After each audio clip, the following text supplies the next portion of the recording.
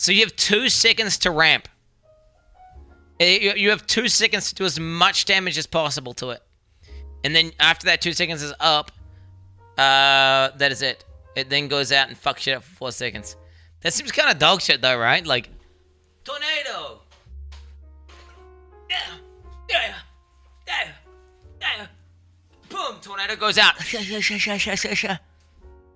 Like, why don't you just attack the mobs instead?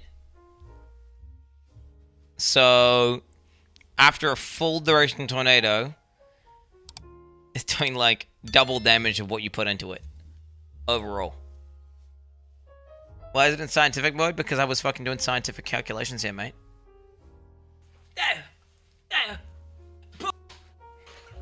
Okay, you're clipping that out of context. If you know what I'm talking about there, it makes total sense what I was doing there. I was clearly doing molten strikes into a tornado, and then the tornado was going out and dealing damage, okay? Piranhas removal. Okay, they removed Piranhas. Wait, what about the Piranhas uniques? Piranhas have been removed from the core games. Some sources of Piranhas item rewards from other League content have been replaced with Expedition item rewards. Piranhas Mana unique shadow map can no longer drop and is no longer possible to open this map in the map device. Oof. The following uniques have been added to the tour drop pool. 7 League Step, the Umbuculus Immortals, the Tryphanon, Vanisnura, and the Zephyr's Last Breath. The 7 League Steps are, yeah, I was gonna say, these are like the best things about Piranhas League, right here. And they're still gonna be in the game. Okay, so they're just making, so basically all Piranhas shit just drops naturally now. Okay, Atlas changes. Okay, the Atlas now only has 4 regions. Hayward, Camelot, Veldris, Glennet, Canes, and Lyra are a thin. This is such a good change. Honestly, I'm totally okay with them simplifying the fucking system, because I think so many people get confused with it, and it was just dog shit. Like all these fucking around with all these stones, trying to figure out what the fuck's going on, like doing it in an order. Then you're like, oh sick, I can move on to the next area now, and you've got all your maps for that area are at the wrong tier, because you weren't dropping those maps. You're dropping these other maps. So then you like put it in. It's like, oh, sorry, dog, your map's not high enough, bitch. Can't get anything from there. And then you have to sit there farming. Yeah, it's like this just means that it's gonna happen half as often. So it's like literally removing half the cancer from the game, which is good, right? Okay, the following maps have been removed from the Atlas. Hopefully they're the dog shit ones. This is big. Scriptorium, Shipyard, Shrine, Villa, fuck Villa, Volcano. That was a good map. The Piranhas map. Okay. The only thing I really care about that's been... The ones that make me sad here are just Beach, JV, Mesa. And then I hope the Residence hasn't got moved to a cancer map. Well, I hope the div card isn't deleted, right? No, there's no way they would delete div cards. We don't care about that. What do we care about? We care about literally one major one, which is the Dev Prodigy. Palace! Palace!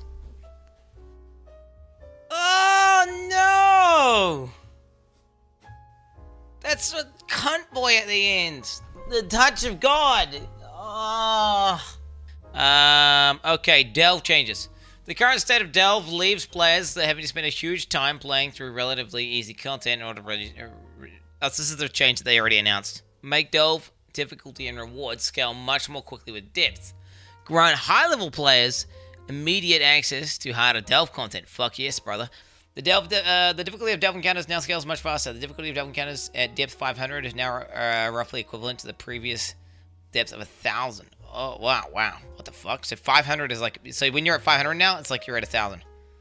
Depth 1,500 encounters are now roughly the equivalent to the previous difficulty of depth 6,000 encounters?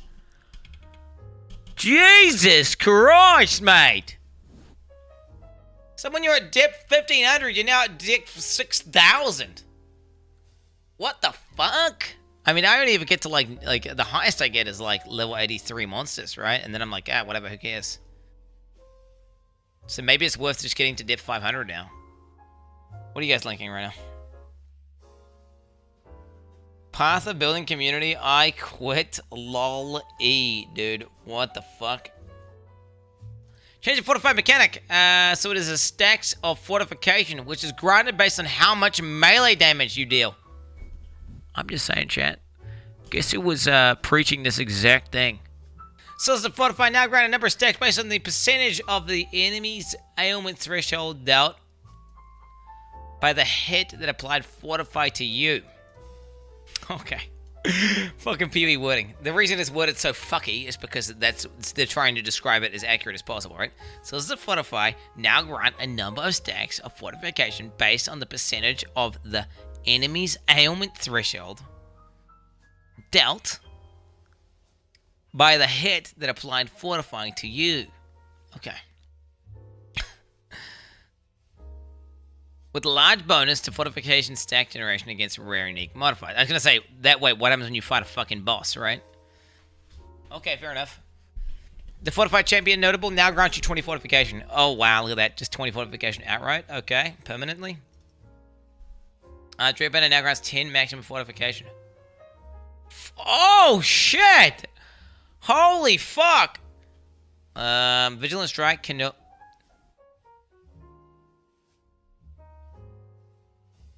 Bro, are they actually killing the ability? They're actually killing the ability. They're actually killing my ability to nerf casters. Wow. Wow. That was my fucking replica Triphanon poison occultist build, man. They're killing my ability, bro. Well, I mean, have you ever seen anyone else play a Vigilant Strike melee build, bro? Literally no one does that. Okay, I said I was doing that and it was fucking poggies. Problem! Oh, here we go, dude! What? Wait, what? Wait, what? Wait, the Silent Life was not a problem. Wait, it's not a problem. Wait, the Silent Life was not a problem, dog. Life builds rely heavily on the cluster near the Scion start area to maximize investment in life. Characters on the right side of the pass. I'm starting to know why I'm talking like Darman right now. Characters on the right hand side of the passage tree are at a disadvantage because of the long path to access the wheel. Solution. Lower the total amount of life granted by the Scion Life cluster. Add life to other life clusters on the tree that aren't in starting areas or connected to paths to the Scion area of the tree. I mean, maybe it means the Scion Life Wheel is not going to be mandatory for every build. The Scion Life Wheel may be dead. It may be dead, chat.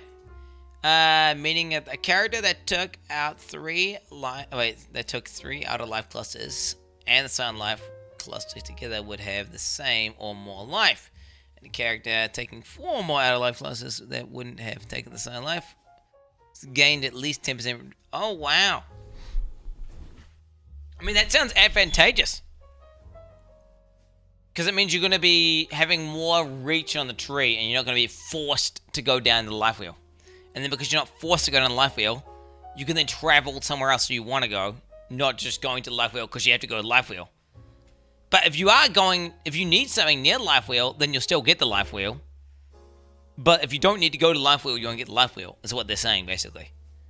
But, I mean, let's be honest, for hardcore players, we're probably still getting it regardless, but, I mean, we'll see. We don't know, like, depending on how, we'll have to see. Problem, each passive cluster can only have 1 mastery, but some existing clusters have multiple themes, like trap and mine clusters. Okay, some split some clusters into 2 separate clusters. Some clusters have been assigned specific mastery, with an adjustment to stats to further solidify the theme. To be honest, the really, really big clusters seem cringe anyway, right? Because it was like, you get there and you just go like, getting the whole thing. Like, what the fuck's that about? Like, I think that was lame anyway. So I'm okay with that. Gladiator and Trickster have both had notable ascendancy moved to the passive tree. Many ascendancies have had their notables affected by the change of advantages. Solution, grant new ascendancy notable to the Gladiator and Trickster. And so basically what they did is they got rid of Ghost Dance and they got rid of the Gladiator fucking thingy and they put it on the tree. Passes with block have been fully reworked. Pain Forge now has 10% chance to block attack damage. Cannot be stunned by hits you block. And counterattacks deal double damage. This is a straight up buff.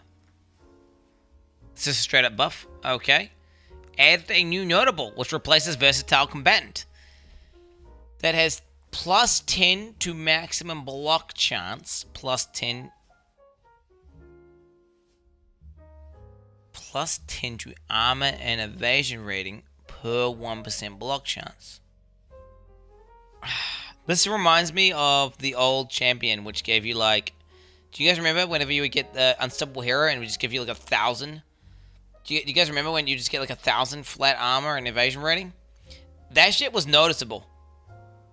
The second you would get that shit, it was like, you could feel it. Like, you could immediately feel it, right? Patient Reaper now grants 50% increased totem, 50% increased recovery rate. Now grants 50% increased recovery rate of life, mana, and injury shield if you've killed an enemy of 50 by damage over time. Previously was 70%. Wow. I think the reason they've nerfed all these is because they've buffed the tree, right? They've buffed the tree to give a bunch more flat regen and shit, right? So they're nerfing all the regen antis. Add a new notable which replaces Ghost Dance that provides every 10 seconds. Take no damage over time for 5 seconds. What the fuck is that? Wait, I'm sure there's a way to abuse it somehow. I mean, if you're aware of it being up, you could do stuff. But I mean, that sounds awful. Astri unique drops. Oh! And so we seeing an Astri disfavor buff right now? Is that what we're about to see? Both Apex and Sacrifice and Luring Abyss encounters are not rewarding enough, and Astri's disfavor no longer fits the power level of a unique item from the Luring Abyss. Oh no! Shot, bro! Solution, make Pledge of Hands drop from Astri. With Astri's disfavor to drop from Astri.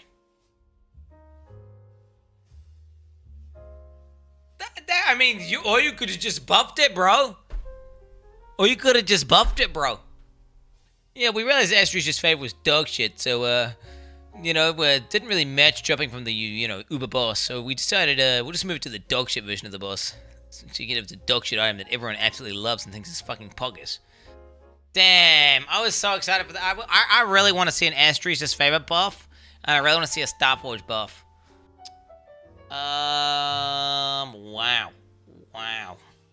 Chat, this is 1,000,000 bugs that they fixed. And if you read this,